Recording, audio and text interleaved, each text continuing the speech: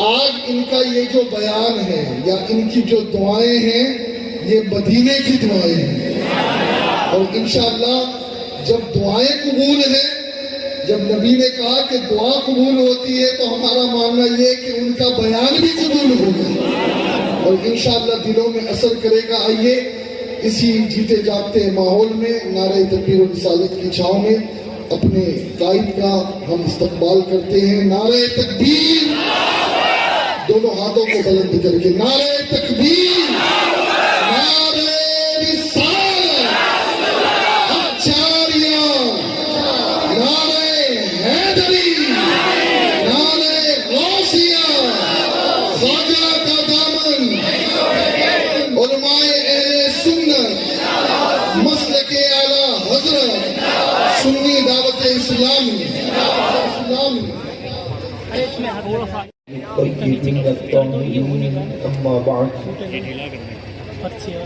أعوذ بالله من الشيطان الرجيم بسم الله الرحمن الرحيم إن السمع والبصر والفؤاد كل أولئك كان عنه مسؤولا صدق الله العظيم غوث اعظم بمنیب سرو ساما مدد قبلہ دین مدد کعبہ ایمان مدد انتظار کرم تستمن عینی لائے خدا جو خدا بینو خدا دا مدد بگیرداب بلا افتادہ کشتی ضعیفانو شکستہ رات و کشتی بحق کے خواجہ عثمان ہارون مدد کن یا معین الدین چشتی مدد کن یا معین الدین چشتی مدد کن یا معین الدین چشتی۔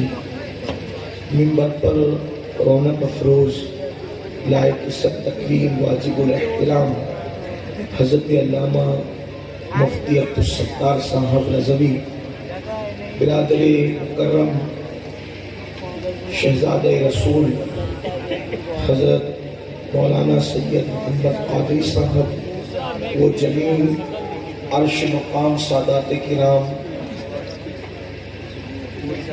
باصفا علماء کرام، حاضرین محفل قدر نشین ماؤ اور بہنوں، السلام علیکم ورحمۃ اللہ وبرکاتہ۔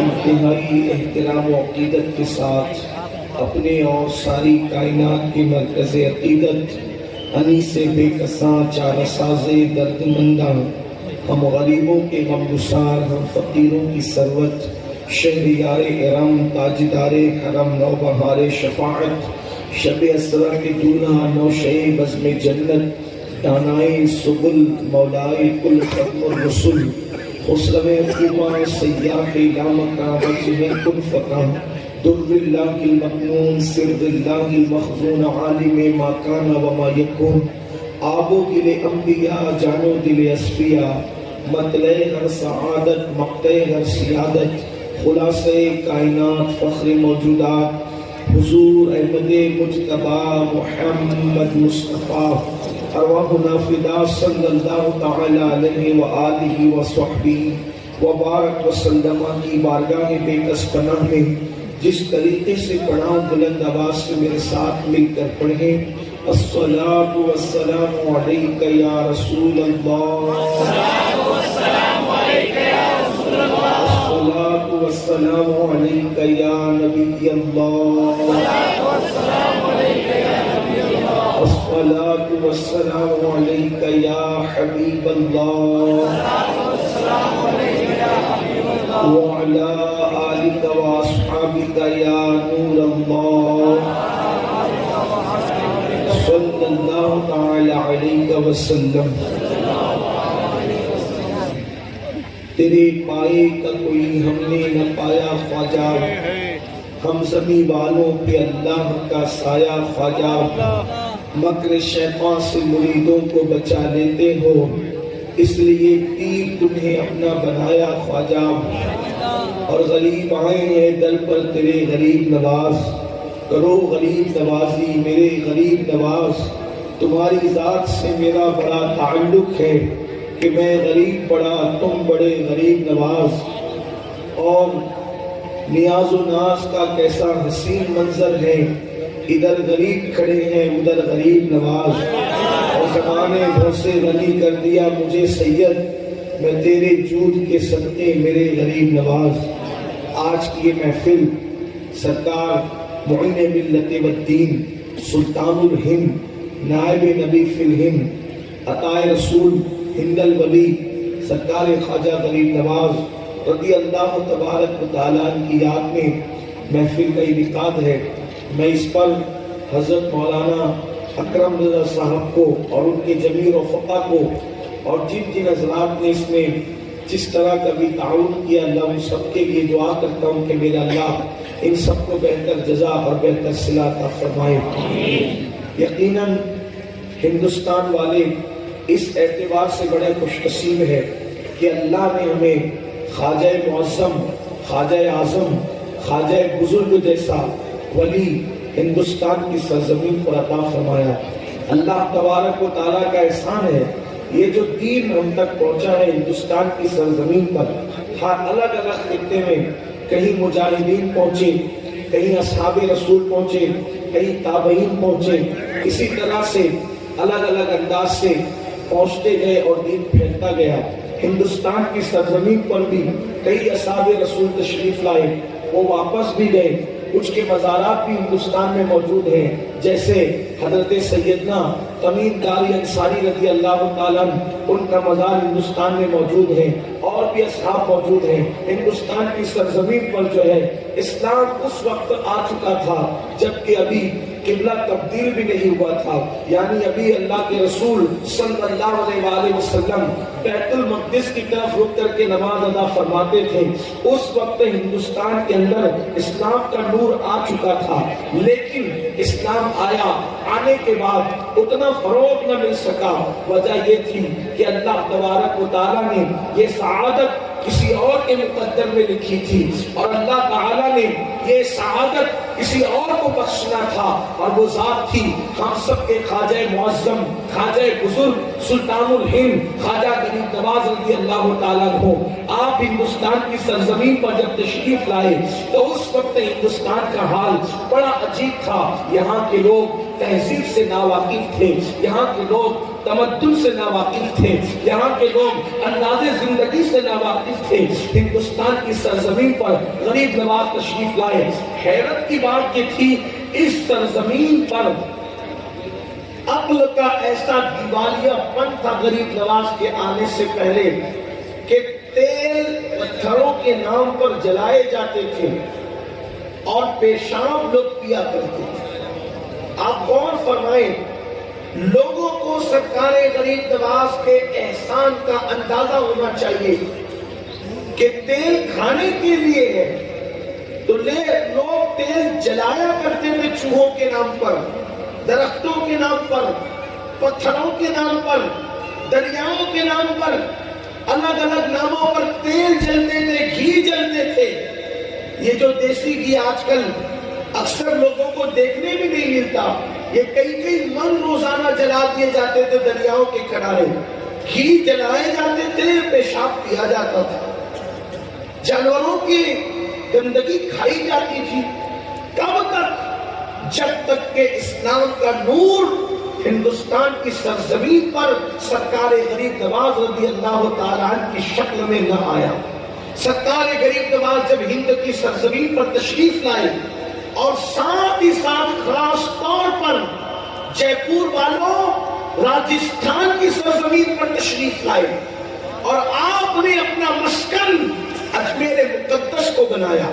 یہ پہاڑیوں کا جو سلسلہ ہے، پہاڑوں کے اندر یہ سخت زمین کا جو سلسلہ ہے، اس سرزمین پر رسول اللہ کا شہزادہ یہاں پر جلوگر ہوا اور آپ تشریف لائے اور آپ نے اپنے نانا جان کی خوبصورت تعلیم سے ہندوستان والوں کو جو ہے وہ بتایا کہ انسانیت کیا ہے۔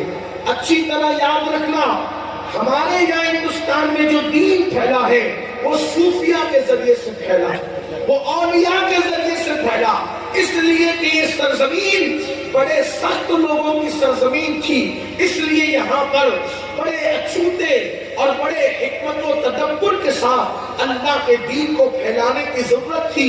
سرکار غریب نواز نے لوگوں کو انسانیت بتایا۔ انسانیت کیا ہے؟ انسانیت کسے کہتے ہیں؟ ہمارے مفسرین نے لکھا انسان مشتق ہے انس سے، انسان مشتق ہے انس سے۔ تو اب انسان کون ہوگا؟ جس میں انس موجود ہوگا، اور انس کسے کہتے ہیں؟ محبت کو، پیار کو۔ تو پتہ چلا وہ انسان ہی نہیں جس کے اندر محبت نہیں۔ جو محبت نہیں رکھتا وہ آدمی ہو سکتا ہے، انسان نہیں ہو سکتا۔ آپ کہیں گے انسان اور آدمی میں فرق کیا ہے؟ تو جس کا جنم آدم کی اولاد کی حیثیت سے ہوا وہ آدمی ہے، لیکن اگر جنم تو ہو گیا، مثال کے طور پر بادشاہ کے گھر میں جنم ہوا تو شہزادہ کہلا سکتا ہے، بادشاہ نہیں کہلا سکتا۔ ہر شہزادہ بادشاہ نہیں بنتا، ہر شہزادہ بادشاہ نہیں بنتا۔ کیوں نہیں بنتا؟ اس لیے کہ ہر شہزادہ بادشاہ ہونے کے قابل نہیں ہوتا۔ تو باپ کے گھر میں پیدا ہوا، آدم کے نسل میں پیدا ہوا، اس لیے آدمی کہلایا، لیکن انسان کب کہلائے گا؟ اس لیے کہ انسان انس سے بنا ہے، انسان صاحب دل کا نام ہے، انسان صاحب محبت کا نام ہے، انسان پیار کرنے والے کا نام ہے۔ اور یہ بھی کہا گیا کہ انسان جو ہے وہ نسیان سے مشتق ہے، اور اس کا مطلب ہوتا ہے بھول جانا۔ تو اب بات یہ بھی کی جا سکتی ہے کہ ان سے انسان پر اتنا غالب آ جائے کہ محبتوں میں انسان نفرتوں کو بھول جائے، محبتوں میں انسان نفرتوں کو بھول جائے، محبتوں میں انسان ظلم کرنے والوں کو بھول جائے، محبتوں میں انسان اللہ اکبر عداوت کرنے والوں کو بھول جائے۔ خانقاہوں کی سرزمین سے، خانقاہوں سے یہی پیغام دیا گیا۔ غریب نواز پیغام محبت لے کر کے آئے۔ یہاں کے لوگ مسلمانوں کا نام بھی سننا پسند نہیں کرتے تھے، اس لیے کہ غوری کی فوج کئی مرتبہ شکست کھا کے جا چکی تھی۔ اللہ اکبر، غزنویوں سے ان کے اپنے اختلافات ہو چکے تھے، تو یہ لوگ جو ہے اللہ اکبر مسلمانوں کا نام سننا پسند نہیں کرتے تھے۔ مگر اس سرزمین پر پیغام محبت لے کر، پیغام انسانیت لے کر، پیغام پیار لے کر خواجہ بزرگ، خواجہ معظم تشریف لائے۔ اب آئیے ان کی تعلیمات کیا ہیں۔ آج میں ان کی کرامتوں پر کوئی ذکر کرنے کی بجائے، ان کی کرامتوں کا کوئی تذکرہ کرنے کی بجائے، میں چاہوں گا کہ اپنے نوجوانوں کے سامنے سرکار غریب نواز کی کچھ ملفوظات پر پیش کروں، تاکہ وہ کس طرح محبت کی، کس طرح پیار کی باتیں کرتے تھے۔ میرے پیارے آقا علیہ الصلوۃ و تسلیم کے دیوانوں، اگر آپ کی توجہ میری طرف ہے تو آپ تھوڑی دیر ذرا غور فرمائیں۔ دیکھو ہندوستان کی سرزمین پر تین چیزوں پہ بہت زور دیا جاتا تھا، تین چیزوں پہ بہت توجہ دی جاتی تھی۔ ایک تو سوریہ پر یعنی کہ سورج پر، دوسرا جو ہے وہ دریاؤں کے حوالے سے یہاں کے لوگ جو ہے بہت زیادہ اعتقاد رکھتے تھے، اور نمبر تین زمین کی بڑی اہمیت تھی۔ زمین کو ماں کہا جاتا تھا، اور دریاؤں کی عبادت کی جاتی تھی، سورج کی عبادت کی جاتی تھی، یعنی کہ یہاں کے لوگوں کا گویا کہ عقیدتوں کا محور، عقیدتوں کا مرکز سورج تھا، دریا تھا اور زمین تھی۔ اب یہ تین چیزیں ہیں، اللہ اکبر۔ لیکن خواجہ بزرگ نے انہی تین چیزوں کو سامنے رکھ کر ہندوستان والوں کو کیسا پیغام محبت عطا فرمایا۔ سرکار غریب نواز فرماتے ہیں کوئی اللہ کا دوست اس وقت تک نہیں ہو سکتا، کوئی اللہ کا دوست اس وقت تک نہیں ہو سکتا جب تک اس کے اندر دریا جیسی سخاوت نہ پیدا ہو جائے۔ آپ غور فرمائیں، یہاں کے لوگ دریاؤں کی محبت میں ڈوبے ہوئے تھے، تو آپ نے لوگوں کو، کیونکہ لوگ دریاؤں کو جانتے تھے، دریاؤں کے اباب سے واقف تھے، دریاؤں کی اہمیت سے واقف تھے، لیکن اس کی محبت میں گمراہ ہو چکے تھے، تو آپ نے فرمایا اللہ کی دوستی اس وقت تک نصیب نہیں ہو سکتی جب تک کہ جب وہ سخاوت دریا جیسی نہ ہو جائے. دریا کی سخاوت کیا ہوتی ہے؟ اللہ اکبر. دریا لیتا نہیں ہے بلکہ دریا دیا کرتا ہے. اسی لیے تو آپ دیکھیں دریا بہتا رہتا ہے اور اپنا پانی دریا جو ہے وہ سمندر کو دے دیتا ہے اور دریا کے اندر پانی میٹھا ہوتا ہے. اللہ اکبر. سمندر میں پانی زیادہ ہے, توجہ کرنا, پانی سمندر میں زیادہ ہے, دریا کے مقابلے میں وہاں پانی زیادہ ہے, لیکن اللہ دریا کے پانی میں آپ کو سکون ملے گا, اطمینان ملے گا, قرار ملے گا. سمندر کے پانی میں آپ کو قرار نہیں ملے گا, سکون نہیں ملے گا. جب آپ کبھی سمندر کے کنارے کھڑے ہو کر تھوڑی دیر اس کا مشاہدہ کریں تو ایسا لگتا ہے کہ موجیں اٹھتی ہے اور اٹھنے کے بعد کنارے پر سر پٹکتی ہے. یوں لگتا ہے جیسے کوئی بے چین, جیسے کوئی بے قرار, جیسے کوئی مضطرب بے قراری کے عالم میں اپنا سر پٹک رہا ہے. اللہ اکبر. یہ پانی ہے, وہ بھی پانی ہے, لیکن یہ سر کیوں پٹک رہا ہے؟ تو پتا چلا لینے والا ہمیشہ بے چین رہتا ہے اور دینے والا ہمیشہ پرسکون رہتا ہے. دریا لیتا نہیں ہے, دیتا ہے. پھر سمندر کا پانی اتنا زیادہ ہونے کے باوجود بھی نہ پینے کے کام آتا ہے, نہ کھیتی کرنے کے کام آتا ہے. دریا کا پانی پینے کے بھی کام آتا ہے اور کھیتی کرنے کے بھی کام آتا ہے. اللہ اکبر. پتا چلا کہ سخاوت میں اللہ نے میٹھاس بھی رکھی ہے, سخاوت میں اللہ نے مقبولیت بھی رکھی ہے. اسی لیے غریب نواز فرماتے ہیں دریا کی طرح سخاوت نہ ہو اس وقت تک کوئی اللہ کا دوست نہیں ہو سکتا. اسی لیے آپ دیکھیں اللہ کا کوئی بھی ولی آپ کو ایسا نہیں ملے گا جو آپ کو مانگتا نظر آئے. ہر ولی آپ کو دینے والا نظر آئے گا. اسی لیے تو ہم کہتے ہیں کہ ولیوں کی نظر ماننے والوں کے مال پر نہیں ہوتی بلکہ ان کے حال پہ ہوا کرتی ہے. وہ لوٹنے والے نہیں بلکہ لٹانے والے ہوا کرتے ہیں. اسی لیے تو آپ دیکھیں ولیوں کی چوکھٹ پر آپ کو بادشاہ نظر آئے گا, بادشاہ کی چوکھٹ پر آپ کو ولی مانگتا ہوا نظر نہیں آئے گا. محبوب الہی کی چوکھٹ پر آپ کو بادشاہ تو ملیں گے لیکن محبوب الہی کسی کی چوکھٹ پہ نہیں ملیں گے. بابا فرید کی چوکھٹ پر آپ کو بادشاہ تو ملیں گے, بابا فرید کسی بادشاہ کی چوکھٹ پہ نہیں ملیں گے. خود خواجہ بزرگ کو دیکھ لیں, بڑے بڑے بادشاہ غریب نواز کے قدموں میں نظر آئیں گے لیکن غریب نواز کبھی آپ کو کسی کے قدموں میں نظر نہیں آئیں گے. اس لیے کہ جو اللہ کا دوست ہو جاتا ہے, من کان للہ کان اللہ لہو, جو اللہ کا ہو جاتا ہے اللہ اس کا ہو جاتا ہے, اور خدا جس کا ہو جائے پھر اسے کمی کس بات کی ہوا کرتی ہے. اس لیے اللہ کے ولی دینے والے ہوتے ہیں. اور یاد رکھنا لوگوں کی بھیڑ وہی ہوتی ہے جہاں لینے والے نہ ہو, جہاں دینے والے. یہ ولیوں کے آستانے پر کیوں بھیڑ ہے؟ میرا عنوان حالانکہ یہ نہیں لیکن بات نکل آئی تو عرض کروں. بھیڑ یہ دیتے ہیں, لوگ کہتے ہیں آج کہ یہ لوگ تو مٹی کا ڈھیر ہے.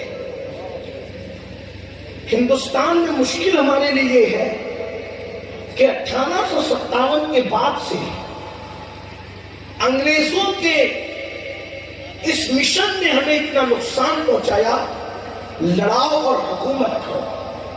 تو جب انگریز ہندوستان آیا تو انگریز کے آنے تک ہندوستان کا بادشاہ ہو یا ہندوستان کی عوام ہو, یہ سب کے سب اس عقیدے پر تھے اکثریت میں جو صحابہ اور اہل بیت کا عقیدہ تھا. کوئی یہاں جھگڑا نہیں تھا, فرقہ واریت نہیں تھی, فساد نہیں تھا. چند 2.5% لوگ تھے جن کو ایک بادشاہ کی ضرورت ایران سے یہاں تک لائی تھی. ان کا کوئی شمار بھی نہیں تھا, ان کی کوئی گنتی بھی نہیں تھی. وہ اپنی اپنی دنیا میں مست تھے, ان کی کوئی اہمیت نہیں تھی. نہ لوگ ان کے ساتھ اٹھتے تھے نہ بیٹھتے تھے، نہ شادی بیاہ کرتے تھے، ان کے اپنے معاملات علیحدہ تھے۔ جس طریقے سے مسلمان 100% میں 2.5% زکوٰۃ کو الگ کرتا ہے، پھر کبھی استعمال نہیں کرتا، بلکہ وہ فقیروں کی جھولیوں میں ڈال دینے میں ہی اپنی ذمہ داری سمجھتا ہے، ایسے ایک بادشاہ نے اپنی ضرورت کے تحت ایران سے کچھ لوگوں کو لایا تھا، اور وہ چند لوگ تھے مال کے میل کی طرح، باقی ان کی کوئی اہمیت نہیں تھی، اس لیے ان کا کوئی شمار بھی نہیں۔ حضرت امیر خسرو رحمۃ اللہ علیہ اپنے زمانے میں ایک خط لکھتے ہوئے فرماتے ہیں کہ میرا ہندوستان ایسا ملک ہے جہاں کی مرغی اور جہاں کی مچھلی بھی سنی ہے۔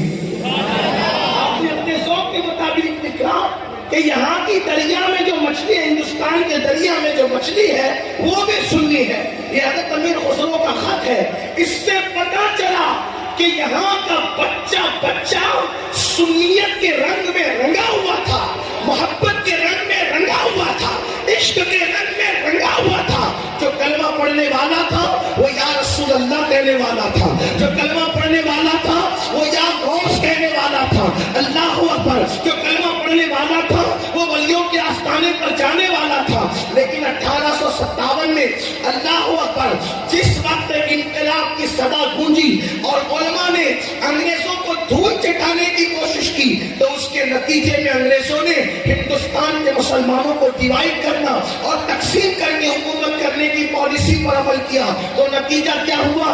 ایسے لوگوں کو پیدا کیا گیا جو نبیوں پر اعتراض کرے، جو ولیوں پر اعتراض کرے، جو خدا پر اعتراض کرے۔ لیکن میں بات صرف آپ کو اتنا کہنا چاہتا ہوں، لوگ کہتے ہیں کہ ولی کچھ دے نہیں سکتا اور ولی کو کچھ دینے کی حیثیت نہیں، اس لیے کہ ان کے ناک پر اگر مکھی بیٹھ جائے تو یہ مکھی نہیں ہٹا سکتے۔ آپ سے میں کہنا چاہتا ہوں، اور حیرت بھی مجھے اس پر ہے، مسلمان جوانوں کو تھوڑا عقل سے کام لینا چاہیے۔ میرے عزیز، کمپیوٹر کے معاملے میں آپ عقل سے کام لیتے ہو، دنیاوی کاروبار کے معاملے میں آپ اتنے ذہین ہو، لیکن آپ قرآن و سنت کا معاملہ آتا ہے تو آخر کیوں بدھو بن جاتے ہو؟ لوگ کیا کہتے ہیں کہ دیکھو قرآن کہہ رہا ہے کہ کوئی ولی اپنی ناک پر بیٹھی ہوئی مکھی نہیں ہٹا سکتا، تو ان خبروں پر کیوں جاتے ہو؟ میں پوچھتا ہوں میرے عزیز، جب قرآن نازل ہو رہا تھا مکہ المکرمہ میں، تو کون سا ولی تھا جس کے مزار پر لوگ بھیڑ لگاتے تھے؟ تو اس کی مخالفت میں قرآن کی یہ آیت نازل ہوئی کہ یہ اپنی ناک پر بیٹھی ہوئی مکھی نہیں ہٹا سکتے، یہ اپنے نفع و نقصان کے مالک نہیں۔ میرے عزیز، وہاں تو کسی ولی کا مزار بھی نہیں تھا، پھر آخر کس ولی کے؟ ظاہر سی بات ہے کوئی تو ایسی نہ ایسی گندگی ہوگی جس کے خلاف یہ آیت نازل ہوئی۔ قرآن کی آیتیں ہوئی تھوڑی اتر گئی، ایسا بیک گراؤنڈ بنا، ایسا پس منظر بنا، اس پس منظر میں یہ آیتوں کا نزول ہوا۔ تو مکے میں کس ولی کا مزار تھا جہاں پر لوگ بھیڑ لگا رہے تھے؟ اس کے خلاف آیت نازل ہو رہی تھی۔ تو جب اللہ کے رسول تشریف لائے تو وہاں کسی ولی کا ایسا مزار تو تھا نہیں کہ جہاں لوگ جا کر کے منتیں مانے، جہاں جا کر کے لوگ معاذ اللہ فاتحہ پڑھے اور اس کے خلاف آیت نازل ہو جائے۔ یہ آیتیں جو ناک پر مکھی بیٹھنے کے نہ ہٹانے پر ہے، نفع اور نقصان کا جو مالک نہیں جس کا ذکر آیا، نہ نفع پہنچا سکتے نہ نقصان پہنچا سکتے ہیں، یہ آیتیں بدھوں کی مذمت میں نازل ہوئی ہے، یہ ولیوں کے لیے نہیں آئی۔ ارے ولی تو بعد میں آئے، صحابہ کے بھی بعد آئے، ہم جنہیں ولی کہتے ہیں۔ اور رہی بات ناک پر مکھی بیٹھنے کی کہ مکھی نہیں ہٹا سکتے، کون سا ولی ایسا ہے جس کے ناک پر مکھی بیٹھتی ہے قبر میں؟ اگر ولی کی قبر میں ناک پر مکھی بیٹھتی ہے تو پھر وہ مکھی صاحب کرامت ہے،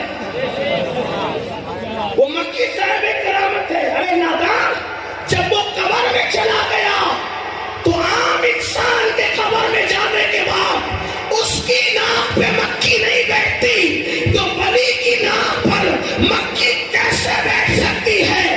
تو یہ قبر والوں کے لیے نہیں ہے، یہ تو ان بتوں کے لیے ہے جو بت خانوں میں تراش و خراش کے بڑے اور کھڑے رہتے تھے، ان کی ناک پر مکھی بیٹھتی تھی، وہ نہیں ہٹا سکتے۔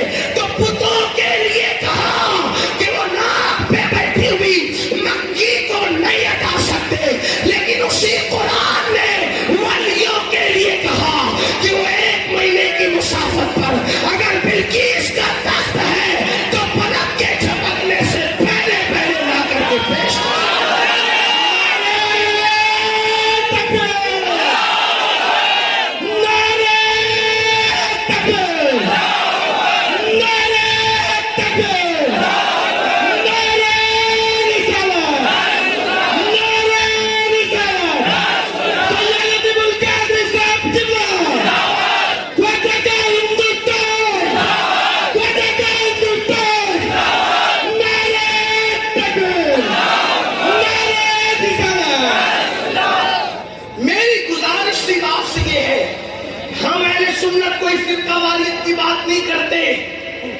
فرقہ پسند کرتے ہیں.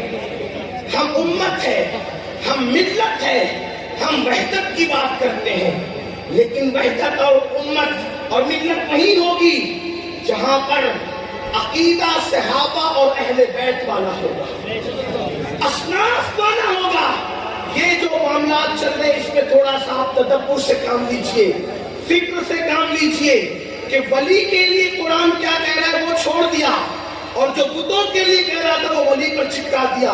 یہ اللہ پہ بہتان ہے, یہ اللہ پہ الزام ہے, اور جو قوم اللہ پہ بہتان باندھے وہ شر الخلائق ہے, وہ بدترین مخلوق ہے. ولیوں کے لیے قرآن نے کیا کہا؟ ولیوں کے لیے قرآن کہتا ہے کہ یہ مردے زندہ کرتے ہیں. آپ کہیں گے ولی مردہ زندہ کرتے ہیں, میں کہتا ہوں قرآن کہہ رہا ہے, اور بہت مشہور سورت میں قرآن کہہ رہا ہے. ایک سورت ہے جس کو سورہ یاسین کہتے ہیں, اسی سورہ یاسین میں ولیوں کی کرامت کا ذکر ہے. میں تو لوگوں کو کہتا ہوں اللہ کے رسول نے فرمایا مرنے والوں کے سرانے سورہ یاسین پڑھو, اللہ موت آسان کر دے گا. لیکن کوئی یہ بھی تو دیکھے کہ یاسین میں ہے کیا. کبھی آپ نے قرآن کھولا, کبھی قرآن پہ غور کیا کہ یاسین ہے کیا؟ یاسین کے اندر اللہ نے 3 ولیوں کی کرامت کو بیان کیا ہے.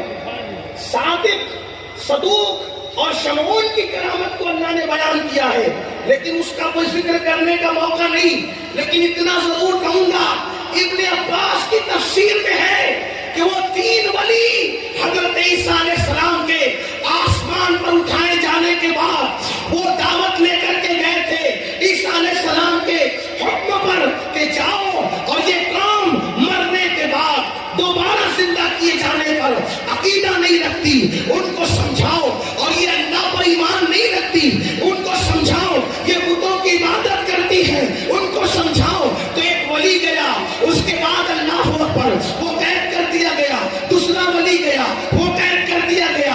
تیسرا حکمت سے گیا, تو بعد میں اللہ اکبر اس نے بتایا اللہ اللہ کہ یہ کیا چیز ہے, اور اس نے مردہ زندہ کیا, اور مردے نے زندہ ہو کر کے بتایا. ابن عباس کہتے ہیں کہ کیا ہوا جب وہ ولی اس مردے کو زندہ کرنے کی بات کر رہا تھا تو حضرت عیسیٰ خدا سے عرض کر رہے تھے مولا یہ میرے بھیجے ہوا کی عزت کا سوال ہے, جب یہ کہے گا کہ مردہ زندہ ہو جا تو مردہ زندہ ہو جانا چاہیے.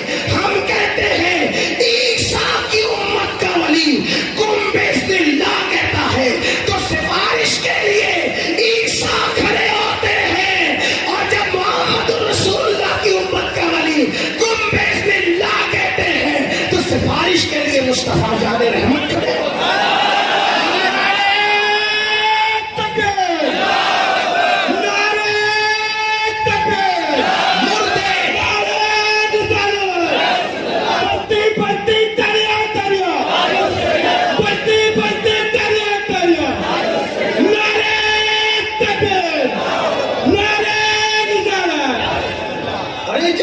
زندگی دے سکتا اللہ کی عطا سے تو کیا نہیں دے سکتا.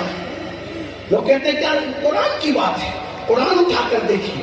میں نے 2 باتیں پیش کی, ایک تو سورہ نمل سے تخت بلقیس کا, نمبر 2 سورہ یاسین سے زندگی دینے کا, مردوں کو زندہ کرنے کا. اب آپ مجھے بتائیں جب قوم عیسیٰ کے, امت عیسیٰ کے ولیوں کی یہ شان ہے تو امت محمدیہ کے ولیوں کی شان کا, ان کی عظمت کا, ان کی بزرگی کا عالم کیا ہوگا. تو اس لیے یہ جو ذہن بنایا جاتا ہے کہ ولی کیا سکتے ہیں. میرے عزیز, اللہ جب کسی کو اپنا دوست بنائے, اللہ جب کسی کو اپنا دوست بنائے تو اس کو اتنے اختیارات بھی دیتا ہے کہ وہ جو چاہے اللہ کی عطا سے, اللہ کے عزت سے کسی کو دے سکتا ہے. زندگی دی کہ نہیں دی, اللہ اکبر, مردہ زندہ کیا کہ نہیں کیا, اور یہ قرآن میں موجود ہے. اور ایک بات آپ سے اور عرض کر دوں, کبھی کبھی لوگ یہ بھی کہہ جاتے ہیں یار کوئی ولی کسی کے کچھ کام نہیں آئے گا. میں کہتا ہوں میرے عزیز, قرآن تو پڑھ, قرآن کی طرف توجہ تو کر. یہ 1857 کے بعد جو اختلافات رونما ہوئے, یہ جو فتنے فساد رونما ہوئے, خدا کے لیے ہندوستان والوں اس کی گندگی سے باہر آؤ, اس کی گندگی سے باہر نکلو, اس کی برائی سے باہر نکلو, اور اس طرف دیکھو جو ہمارے اسلاف کا عقیدہ, جو صحابہ کا عقیدہ, جو اہل بیت کا عقیدہ, جو ائمہ مجتہدین کا عقیدہ, جو ہمارے بزرگوں کا عقیدہ. اللہ اکبر, دیکھو قرآن کیا کہتا ہے, الاخلاء یومئذ بعضهم لبعض عدو الا المتقین. اللہ قرآن میں فرماتا ہے کہ جتنے تمہارے گہرے دوست ہیں قیامت کے دن وہ تمہارے دشمن ہو جائیں گے, لیکن قیامت میں کون کام آئے گا؟ الا المتقین, اللہ کے متقی بندے تمہارے کام آئیں گے. اور یہ متقی لوگ کون ہے؟ تو قرآن کہتا ہے ان اولیاء الا المتقون, کہ اللہ کے ولی ہی تو متقی لوگ ہوا کرتے ہیں. تو پتا چلا قیامت میں ولی کام آئے. دنیا میں ولی زندہ کر دے مردے کو, دنیا میں ولی جو ہے تختے بلقیس کو پلک کے جھپٹے لا کر کے رکھ دے. اللہ اللہ, جب وہ مردہ زندہ کر دے, جب وہ تختے بلقیس پلک کے جھپٹے لا کر رکھ دے, تو اللہ اکبر, یہ اولیاء کیا نہیں کر سکتے. خدا نے ان کو بڑی قوت دی, بڑی طاقت دی. تو اولیاء اللہ کی شان بڑی عظیم ہے. تو میں عرض یہ کر رہا تھا, مسلمانوں, سرکار غریب نواز ہندوستان کی سرزمین پر تشریف لائے, اور آنے کے بعد آپ نے یہاں مردے بھی زندہ کیے, آپ نے یہاں لوگوں کے ساتھ سخاوت بھی فرمائی, آپ نے لوگوں کے ساتھ یہاں احسانات بھی فرمائے, پیغام انسانیت عطا کیا. غریب نواز فرماتے ہیں اللہ کا ولی کوئی نہیں ہو سکتا جب تک کہ دریا جیسی سخاوت پیدا نہ ہو جائے. پھر فرمایا اللہ کا ولی کوئی نہیں ہو سکتا جب تک اس کے اندر سورج کے جیسی شفقت پیدا نہ ہو جائے, سورج جیسی شفقت پیدا نہ ہو جائے. آپ کہیں گے سورج میں کیسے شفقت ہوتی ہے؟ تو سورج جب نکلتا ہے تو جیسے وہ بادشاہ کے محل کو چمکاتا ہے ویسے وہ غریب کے جھوپڑے کو بھی چمکاتا ہے.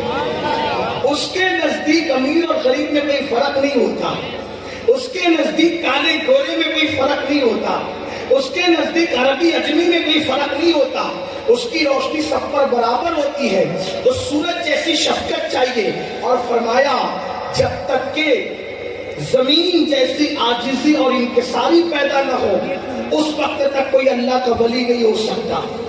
زمین میں کیسی عاجزی ہے, کیسی انکساری ہے. تو میں عرض یہ کر رہا تھا اللہ کا ہر ولی لوٹنے والا نہیں, لٹانے والا, لینے والا نہیں, دینے والا. اس کی نظر مریدوں کے مال پر نہیں ہوتی, اس کی نظر مریدوں کے حال پر ہوتی ہے.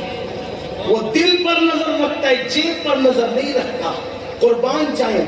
آئیے غریب نواز کو دیکھیں, غریب نواز لوٹا رہے, غریب نواز سخی بادشاہ, غریب نواز عطا کرنے والے. اکبر کو دیکھو ان کے دروازے پہ جھولی پھیلا رہا ہے, شاہ جہاں کو دیکھو ان کے دروازے پہ جھولی پھیلا رہے ہیں, اورنگزیب کو دیکھو ان کے دروازے پہ جھولی پھیلا رہے ہیں, شہاب الدین غوری کو دیکھو ان کے دروازے پہ جھولی پھیلا رہے ہیں, اسی طرح شمس الدین التمش کو دیکھو ان کے دروازے پہ جھولی پھیلا رہے ہیں. اللہ اکبر.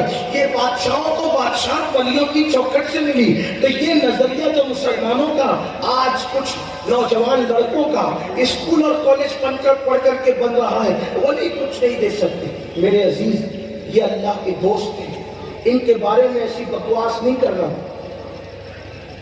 میرے امام نے تو کہا حاکم حکیم داد و دوا دے یہ کچھ نہ دے.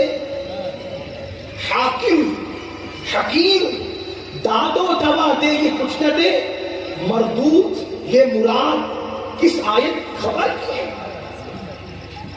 حاکم داد دیتا ہے, حکیم دوا دیتا ہے, اور یہ اللہ کے مقبول بندے کچھ نہیں دے. حالانکہ آپ نے اس کو نعت کے ضمن میں بیان کیا, لیکن نعت کے ضمن کے ساتھ یہ منقبت کے ضمن میں بھی پڑھا جا سکتا ہے. کہ یہ اللہ والے کچھ نہیں دے سکتے؟ یہ مفہوم تم کہاں سے نکال کر لائے؟ کیا کسی آیت میں ہے کہ اللہ کا ولی کچھ نہیں دے سکتا، اللہ کا نبی کچھ نہیں دے سکتا؟ اور کس خبر میں یہ، کس صحابی کے قول میں یہ، کہاں سے لائے یہ؟ کچھ نہیں. لوگ اپنی مرضی سے گڑے جا رہے، لوگ اپنی مرضی سے بولے جا رہے. کس نے اختیار دیا لوگوں کو کہ قرآن و سنت میں لوگ اپنا تصرف کریں، اپنے اختیار سے بولیں؟ نہیں مسلمانوں، ہم جس صدی میں جی رہے ہیں، ہم جن حالات میں جی رہے ہیں، اس دور میں ایمان بچانا بے پناہ ضروری ہے. اگر آپ نے ہر ایک کی بات پہ لبیک کہہ دیا، آپ نے ہر ایک کی بات پر آمنا صدقنا کہہ دیا، تو آپ کے ایمان کا جنازہ نکل سکتا ہے. اس لیے آپ کو چاہیے کہ آپ صحابہ کی طرف دیکھیں، آپ اہل بیت کی طرف دیکھیں، آپ اسلاف کی طرف دیکھیں، اور جو ان کی بولے آپ کو اسی کی طرف جانا ہے. آپ کو ہر اہل غیرے کی طرف نہیں جانا ہے. مجھے ایک بات یاد آئی اسی دور کی کہ امیر خسرو کہہ رہے ہیں کہ ہمارے وطن میں، ہمارے ملک میں دریا کے اندر کی مچھلی بھی سنی. آپ نے اپنے ذوق کے مطابق لکھا خط میں. تو اس دور میں ہوتا کیا تھا؟ کوئی پریشانی ہے؟ ولیوں کی چوکھٹ پہ لوگ نظر آ رہے، ولی زمین کے اوپر ہے تو بھی نظر آ رہے، ولی زمین کے اندر ہے تو بھی نظر آ رہے. آپ دیکھیے، سب کو اپنی طرف رکھیے، اپنی جگہ رکھیے. خود غریب نواز کو دیکھ لیجئے. غریب نواز جب ہندوستان آنے کے لیے نکلے، توجہ کرنا، آپ کا سفر مزار سے شروع ہو کر مزار پر ختم ہوتا ہے. توجہ کیجیے، مزار سے شروع کہاں سے ہوا؟ مزار مصطفیٰ. اور بعض لوگ کہتے ہیں 4 مہینے تک چلا کیا، اور وہاں پر آپ نے اللہ کی عبادت کی اور اتنا فیض حاصل کیا. اگر مزار کے اندر کا ولی فیض نہیں دے سکتا تو غریب نواز کبھی بھی نہ کہتے گنج بخش فیض عالم مظہر نور خدا نہ کسارا پیر کامل کامل آرا رہنما. مزارات کا سلسلہ ہے. بلکہ لوگ یہ بھی کہتے ہیں یار وہ تو مر گئے، مٹی کا ڈھیر ہو گئے، ان کا اب کیا خیال؟ میں کہتا ہوں نادانوں، چلے آپ کو عوام کی بات سمجھ میں نہیں آتی، عوام تو عوام ہوتی ہے. میں ایک مجتہد کی بات کروں. حضرت امام شافعی رحمت اللہ تعالی علیہ ارشاد فرماتے ہیں، جب مجھے کسی مسئلے میں دشواری ہوتی ہے، مسئلہ پیش آتا ہے، تکلیف آتی ہے، تو میں کیا کرتا ہوں؟ امام اعظم ابو حنیفہ کے مزار پر جاتا ہوں. دیکھو اور مزار پر جانے کے بعد 2 رکعت نماز پڑھتا ہوں. اور فرماتے ہیں وہاں رفع دین میں نہیں کرتا، کیونکہ امام شافعی کے یہاں رفع دین ہے اور امام اعظم کے رفع دین نہیں ہے. تو فرماتے ہیں جب میں امام اعظم کے مزار پہ جاتا ہوں تو رفع دین نہیں کرتا. کیوں نہیں کرتا؟ ان کے ادب کی وجہ سے. تو نہ مردہ جب سنتا ہے نہ دیکھتا ہے، قبر والا نہ سنتا ہے نہ دیکھتا ہے، پھر اس کا ادب کیسا؟ کوئی رفع دین کرے نہ کرے اس کے لیے برابر ہے، کوئی جیسے رہے ویسے رہے برابر ہے. لیکن امام شافعی کہتے ہیں میں ان کے ادب میں رفع دین کو ترک کر دیتا ہوں. کیوں؟ کیونکہ امام اعظم دیکھ رہے ہیں، ان کا ادب کرتا ہوں. اور لوگوں کو حال کیا ہے؟ بلکہ کچھ لوگ تو سوچتے ہیں کہ عجیب حال ہے، یہ لوگ کہتے ہیں دیکھ رہے ہیں، سن رہے ہیں. ارے یہ تو امام شافعی تھے. لوگ بخاری پڑھتے ہیں پوری زندگی، بخاری کا شعور کیوں نہیں آتا؟ عشق مصطفیٰ کی بات لوگ نہیں کرتے، اس لیے انہیں بخاری کا شعور نہیں آتا. حضرت سیدہ ام المومنین مفتی 4 ملت طیبہ طاہرہ عائشہ صدیقہ رضی اللہ تعالیٰ عنہا، جن کی شان میں قرآن کی آیتیں نازل ہوئی. ام المومنین سیدہ عائشہ صدیقہ رضی اللہ تعالیٰ عنہا فرماتی ہیں کہ جب میرے حجرے میں اللہ کے رسول مصطفیٰ جان رحمت کا مزار مقدس بن گیا تو میں حضور کی بارگاہ میں چلی جاتی تھی اس حالت میں کہ میرا چہرہ کھلا ہوتا تھا، حالانکہ وہ میرے شوہر ہیں، وہ میرے شوہر ہیں. تو میں چہرہ کھول کر یعنی کہ جس کو لوگ عرف عام میں پردہ کہتے ہیں، وہ پردہ میں نہیں کرتی تھی اور چلی جاتی تھی کیونکہ وہ میرے شوہر ہیں۔ پھر بعد میں میرے حجرے میں سیدنا صدیق اکبر کا مزار بن گیا، تو اب بھی میں اسی طرح جس میں عرف عام میں لوگ بے پردہ کہتے ہیں، ایسی بے پردگی کی عالم میں چلی جاتی تھی، یعنی چہرہ کھول کر، بے پردگی سے مراد چہرہ کھول کر میں چلی جاتی تھی۔ کیوں؟ کیونکہ وہ میرے شوہر تھے اور وہ میرے ابا تھے۔ ایک مزار میرے شوہر کا، ایک میرے ابا کا ہے، صدیق اکبر میرے ابا، مصطفیٰ جان رحمت میرے شوہر۔ پھر فرماتی ہیں جب سے عمر ابن خطاب کا مزار میرے حجرے میں بنا، اب میں چہرہ کھول کر نہیں جاتی، بلکہ اب میں پردہ کرتا۔ کس سے پردہ ہوگا؟ جو مردہ دیکھ نہیں سکتا، جو مردہ سن نہیں سکتا۔ قبر والے اگر اس طرح کے مردے ہیں کہ جو سن نہیں سکتے، دیکھ نہیں سکتے، میرے عزیز مجھے بتاؤ یہ کس کا عقیدہ ہے؟ سیدہ عائشہ صدیقہ بتا رہی ہے کہ جب سے عمر ابن خطاب کا مزار میرے حجرے میں بنا ہے، اس وقت سے میں چہرہ کھول کر نہیں جاتی، بلکہ ان سے حیا کرتی ہوں۔ حالانکہ مردہ سے پردہ کرنا فرض، لوگ جس کو مردہ کہتے ہیں، حالانکہ ہم تو انہیں مردہ بھی نہیں کہتے، کیونکہ فاروق اعظم تو شہید ہے اور قرآن کہتا ہے وَلَا تَقُولُوا لِمَنْ يُقْتَلُ فِي سَبِيلِ اللَّهِ أَمْوَاتٌ بَلْ أَحْيَاءٌ وَلَٰكِن لَا تَشْعُرُونَ۔ لیکن لوگ مردے کی بات کرتے ہیں، قبر والوں کو لوگ مردہ کہتے ہیں، تو میں الزامی طور پہ انہی کے انداز میں کہہ رہا ہوں۔ تو سیدہ عائشہ صدیقہ فرماتی ہے جب سے میرے حجرے میں عمر ابن خطاب کا مزار بنا ہے، اس وقت سے میں اللہ اکبر بے احتیاطی کے ساتھ نہیں جاتی، بلکہ اپنے چہرے کو چھپا کر جاتی ہوں۔ کیوں؟ اس لیے کہ میرے شوہر اور میرے والد کے ساتھ اب ایک اجنبی کا مزار بھی میرے حجرے میں موجود ہے۔ آپ اندازہ فرمائیں تو گویا کہ سیدہ عائشہ کو اتنا یقین ہے کہ یہ قبر والے اسی طرح دیکھتے ہیں جیسے زمین والے دیکھتے ہیں، بلکہ زمین والوں سے زیادہ قبر والے دیکھتے بھی ہیں اور قبر والے سنتے بھی ہیں۔ وجہ کیا ہے؟ اس لیے کہ زمین والے جسمانی کان سے سنتے ہیں، زمین والے جسمانی آنکھ سے دیکھتے ہیں، اور قبر والوں کو اللہ نے روح کے کان سے سننے کی طاقت دی اور روح کی آنکھوں سے دیکھنے کی طاقت دی۔ اسی لیے تو عام قبر والوں کے لیے مصطفیٰ جان رحمت صلی اللہ علیہ وآلہ وسلم نے فرمایا کہ جب تم اپنے مردوں کو دفن کر کے قبرستان سے جاتے ہو تو وہ تمہارے قدموں کی آہٹ کو بھی سنتے ہیں، وہ تمہارے جوتوں کی آواز کو بھی سنتے ہیں۔ آپ مجھے بتاؤ، اگر ہمارے گھر سے کوئی بندہ نکل کر جا رہا ہو تو کیا ہم اس کے قدموں کی آہٹ کو سن پائیں گے؟ کیا ہم اس کے جوتوں کی آواز کو سن پائیں گے؟ لیکن اللہ اکبر، ہمارے جسم کے کان اتنا نہیں سنتے جتنا روح کے کان سنا کرتے ہیں۔ اور جب عام سننے والوں کا یہ حال ہے تو وہ لوگ جو اللہ کے اولیاء ہیں ان کے سننے کی طاقت کا عالم کیا ہوگا، ان کے سننے کی قوت کا عالم کیا ہوگا۔ تو اس لیے میں آپ سے گزارش کرتا ہوں، اے میری قوم کے جوانوں، کسی کی بات پہ توجہ کرنے کی ضرورت نہیں، اللہ والوں سے اپنے رشتے کو مضبوط کرو۔ یہ اللہ کی عطا سے سنتے ہیں، یہ اللہ کی عطا سے دیکھتے ہیں، یہ اللہ کی عطا سے عطا کرنے پر قدرت رکھتے ہیں۔ اس لیے اپنے عقیدوں کو مضبوط کرو، اپنے عقیدوں کو پختہ کرو۔ 1857 کے بعد کے کسی عقیدے پر، نئے عقیدے پر کام کرنے کی ضرورت نہیں ہے۔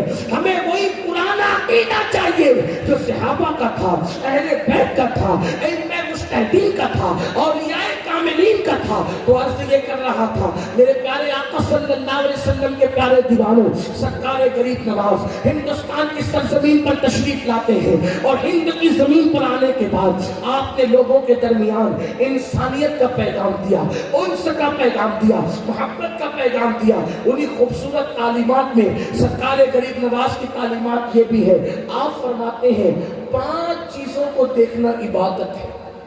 غریب نواز فرماتے ہیں 5 چیزوں کو دیکھنا عبادت۔ فرماتے ہیں نمبر 1 والدین کا چہرہ، اگر کوئی محبت کے ساتھ دیکھے اللہ کی رضا کے لیے تو یہ چہرہ ماں باپ کا دیکھنا بھی عبادت ہے. خلوص کے ساتھ ماں باپ کا چہرہ دیکھے, اخلاص کے ساتھ ماں باپ کا چہرہ دیکھے, اللہ کی رضا کے لیے ماں باپ کا چہرہ دیکھے. اب آج کل نوجوانوں کا حال یہ ہو گیا کہ آنکھوں کا مس یوز, آنکھوں کا غلط استعمال لوگوں کی اپنی طبیعت ہے. قرآن کہتا ہے ان السمع والبصر والفؤاد کل اولئک کان عنہ مسئولا, کہ قیامت کا دن ہوگا, اللہ تمہاری سماعت کے بارے میں, تمہاری بصارت یعنی کانوں کا استعمال کیا کیا, کیا سنا کانوں سے, آنکھوں سے کیا دیکھا, دل میں تیرے کیا چلتا تھا, اللہ اس بارے میں تم سے سوال فرمائے گا. اللہ کو حساب دینا ہوگا. غریب نواز آنکھوں کا صحیح استعمال بتا رہے ہیں, فرماتے 5 چیزوں کا دیکھنا عبادت ہے. نمبر 1 ماں باپ کا چہرہ دیکھنا. اور کیسی عبادت؟ فرمایا مقبول حج کا ثواب. اور یہ آپ نے حدیث کی روشنی میں فرمایا مقبول حج کا ثواب. آج ماں باپ بوجھ ہو گئے. آج ماں باپ لوگوں کے حوالے سے ان کو گھر کا کچرا سمجھنے لگے, ماں باپ کو لوگ بوجھ سمجھنے لگے. اس لیے آج کل کے نوجوان لڑکے سوچتے ہیں ان کی کیا, اپنے دوستوں کو اہمیت دیں گے, ماں باپ کو اہمیت نہیں دیں گے.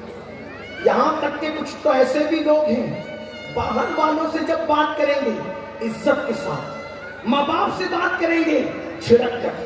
قرآن کہتا ہے ان کو نہ چھڑکو, ان کی بے عزتی نہ کرو, ان کی توہین نہ کرو.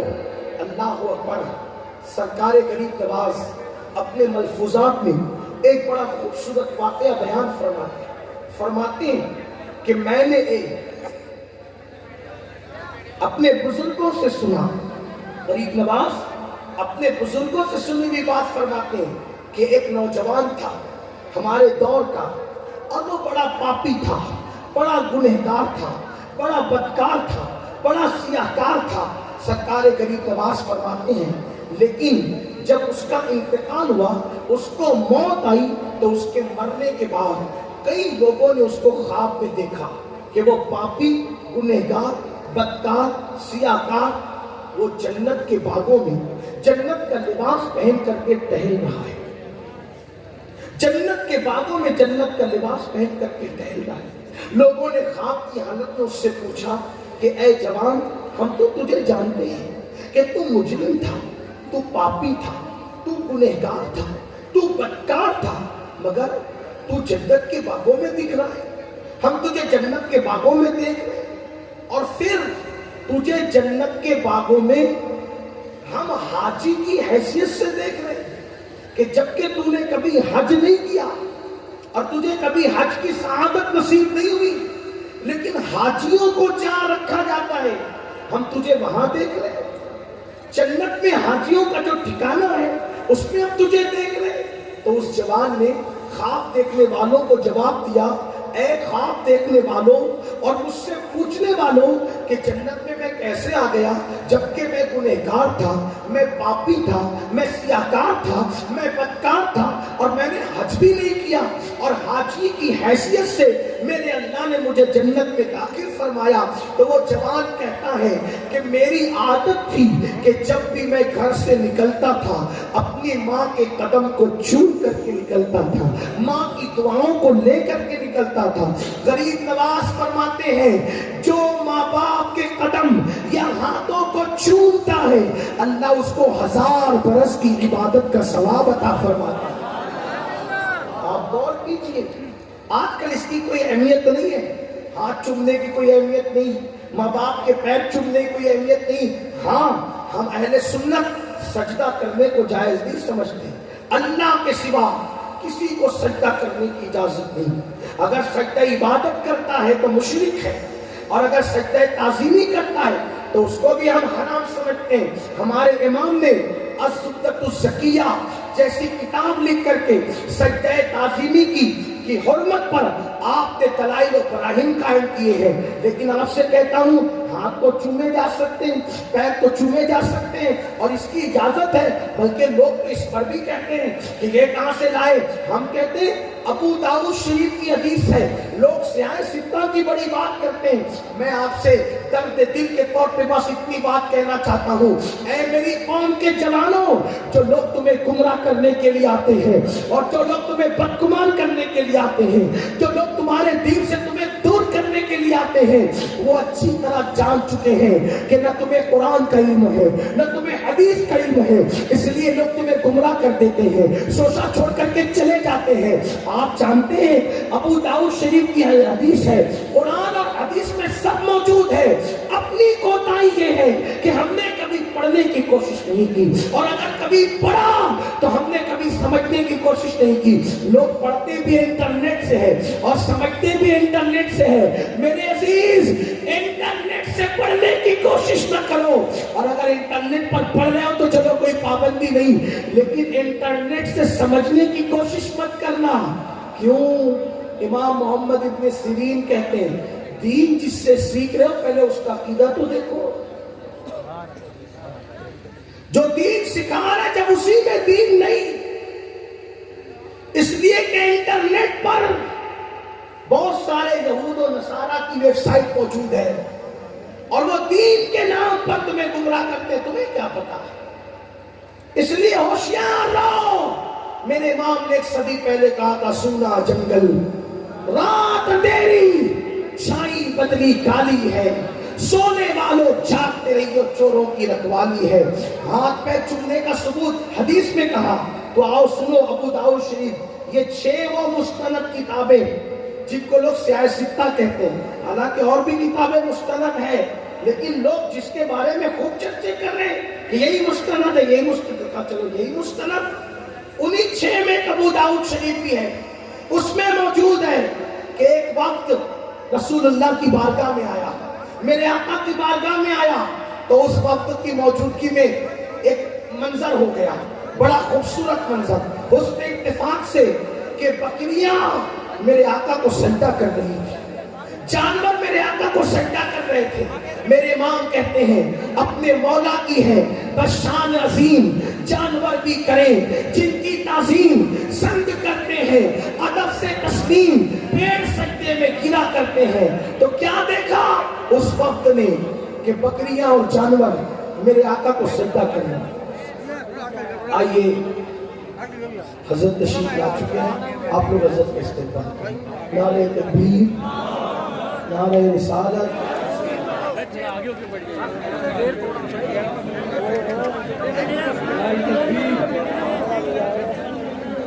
نعرہ تکبیر, نعرہ رسالت, نعرہ رسالت.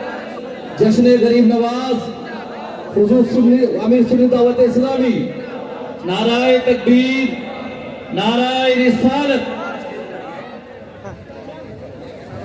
سبھی حضرات راستہ کلیئر کر دیں, راستہ چھوڑ دیں. داعیہ کبیر امیر سنی دعوت اسلامی حضرت علامہ مولانا شاکر علی نبوی صاحب تشریف لا رہے ہیں. آپ حضرات ادب کے ساتھ کھڑے ہو جائیں, راستہ چھوڑ دیں اور مصافحہ کرنے کی کوشش نہ کریں. نعرہ تکبیر, نعرہ تکبیر, نعرہ رسالت, نعرہ رسالت. جشن غریب نواز حضور امیر سنی دعوت اسلامی, حضور امیر سنی دعوت اسلامی, نعرہ تکبیر, نعرہ رسالت. جشن غریب نواز خواجہ کا ہندوستان. سبحان اللہ, ماشاءاللہ. امیر سنی دعوت اسلامی حضرت علامہ مولانا حافظ قاری شاکر علی صاحب نوری دعوت برکاتہ القدسیہ کی آمد ممبر نور پر ہو رہی ہے. پیچھے والے جتنے بھی حضرات کھڑے ہیں سب بیٹھ جائیں, شور شرابہ نہ کریں, اپنی جگہ پر بیٹھ جائیں, جس کو جہاں جگہ ملے وہیں بیٹھ جائیں. نعرہ تکبیر, نعرہ رسالت. جشن غریب نواز حضور امیر سنی دعوت اسلامی. سبحان اللہ, ماشاءاللہ.